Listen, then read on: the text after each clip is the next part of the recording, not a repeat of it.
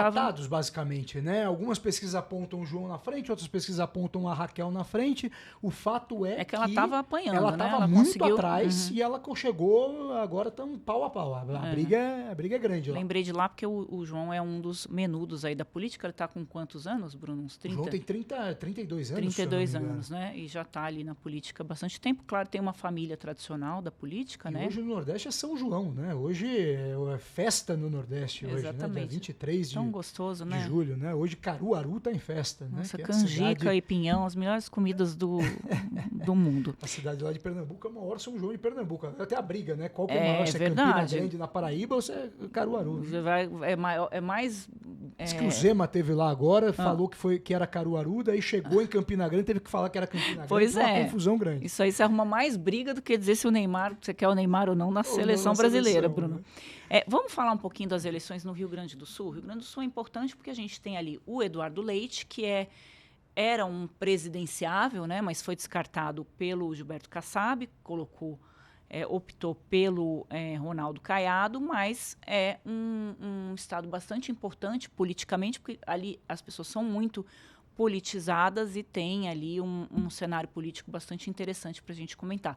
Tem uma pesquisa fresquinha que o Bruno trouxe para a gente. Bruno, como é que está o cenário para o governo lá? Para o governo. Bom, primeiro, o ponto importante para a gente sair, né, de ponto de partida o Eduardo Leite era candidato à presidência da República, ia ser candidato, foi preterido na escolha do PSD pelo Ronaldo Caiado, e daí o Eduardo Leite, todo mundo falava, o Eduardo Leite vai ser candidato ao Senado, Não, ele resolveu não ser candidato a nada e cumprir o seu mandato até o final. Então ele fica até o dia 31 de dezembro como governador do Rio Grande do Sul, cumprindo aí 8 anos de mandato, basicamente ininterruptos. Ele teve um momento em que ele renunciou lá atrás, porque ele também ia ser candidato à presidência da República na eleição passada, e foi candidato sem estar sentado na cadeira, né? Ele foi candidato sem ser a reeleição imediata. Ele teve esse momento lá em 2018,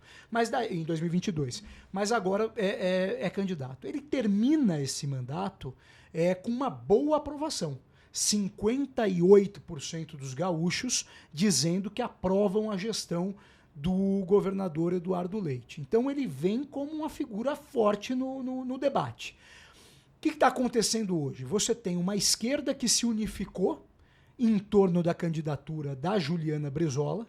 Tinha uma briga do PT e do PDT, quem que ia lançar candidato, Edgar Preto era o candidato do PT, Juliana Brizola candidata do PDT. É importante a gente lembrar que o PDT no Rio Grande do Sul tem muita força, né, por conta justamente do Leonel Brizola, né, que historicamente é um dos grandes nomes do PDT, que vem desde o varguismo, né, o Getúlio Vargas, gaúcho também. Então o PDT tem uma tradição histórica no Rio Grande do Sul, e a Juliana Brizola, neta do Brizola, querendo ser a candidata, querendo ser a continuidade. Tá aqui a imagem da Juliana. Né?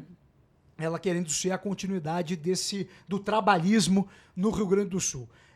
E daí o PT entende que é melhor fazer uma chapa de união com a Juliana, que é um nome menos rejeitado que o petismo tradicional, e o Edgar Preto topa ser o vice da Juliana Brizola. Então você constitui uma chapa com Juliana Brizola na cabeça, Edgar Preto na vice, e para o Senado, o Paulo Pimenta, que era ministro do governo Lula, da SECOM, da Secretaria de Comunicação, e uma figura conhecida do petismo e do PCdoB, que agora foi para o PSOL, que é a Manuela Dávila. Então uma esquerda toda se unificou em torno da candidatura da Juliana Brizola. Do outro lado, a direita gaúcha, que é muito forte no interior do estado principalmente, que sempre teve um partido muito forte no interior do estado, que é o PP, né? Se unificou em torno da figura do tenente-coronel Zucco, que é deputado federal, e o candidato bolsonarista no estado. Ele é do PL e deu a vice para o PP. A candidata é a mãe do Covatti, que é deputado federal, a Silvana Covatti, que é a vice na chapa do Luciano Zucco. E daí lançou 2 candidatos também para o Senado. um que é hoje um queridinho da direita nacional, que é o Marcel Van Hatten, do Partido Novo, do partido do Zema, né? Vai ser o candidato ao Senado nessa chapa, e também o Sanderson, que é um cara que tem um discurso bastante firme, policialesco também, do PL. Então você tem a direita e a esquerda representadas. E o governador Eduardo Leite lançou o seu vice-governador, o Gabriel Souza, de um outro partido que tem muita tradição no estado, que é o MDB. Né? Lançou o candidato dele para o governo, com o Germano Rigoto ocupando uma das vagas para o Senado. Ainda tem uma outra candidatura para o Senado, do PSD. Então o Eduardo Leite não vai conseguir fazer o sucessor?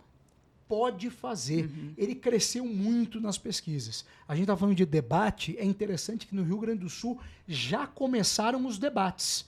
O Rio Grande do Sul tem essa tradição dos debates e já começaram os debates. Né? Todos estão indo para os debates e o Gabriel Souza está começando a ganhar um pouco mais de cancha.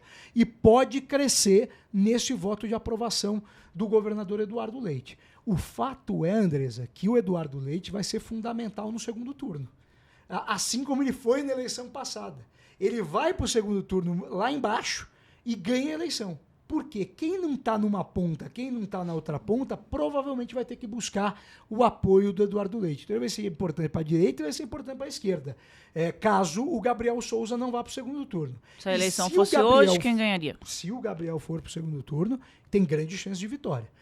Hoje a disputa está pau a pau, mas a Juliana Brizola tem uma leve vantagem em relação ao Zucco no segundo turno. Hoje está mais pró Juliana Brizola do que pró-Zucco. O Zucco teve uma piorinha nas últimas medições, os trackings internos das campanhas também têm apontado um pouco para isso, e essa queda também pode ter a ver com uma queda do bolsonarismo no Brasil. Né? Também pode ser isso. Ele está muito ancorado no voto bolsonarista e isso pode estar impactando também na forma como o eleitor o enxerga. Né? A campanha do Flávio não conseguiu, né, se recuperar do tiro que tomou ali, das questões da relação dele com o Daniel Vorcaro, porque não é nem a questão dele ter se relacionado com o Daniel Vorcaro, foi ele não ter contado isso antes de a Polícia Federal revelar esses fatos para todo mundo, né, Bruno? Então, em estados mais politizados, isso certamente deve ter afetado também os seus candidatos. Né? O que é interessante, até para puxar uma provocação dessa história toda, de caso Master, é muito engraçado que a gente tem feito uma medição, né? A gente faz aquele lulômetro, tracking diário do como as pessoas estão avaliando o Lula, e, Andresa, depois do caso Jacques Wagner, não alterou tanto a questão do PT. O voto no Lula. Pelo contrário, o governo tem melhorado um pouco da aprovação, porque os programas sociais estão começando a chegar. Afetou o Flávio, mas o Lula não afetou. Porque o eleitor do Flávio é mais preocupado com essa questão da corrupção do que o eleitor que vota no Lula.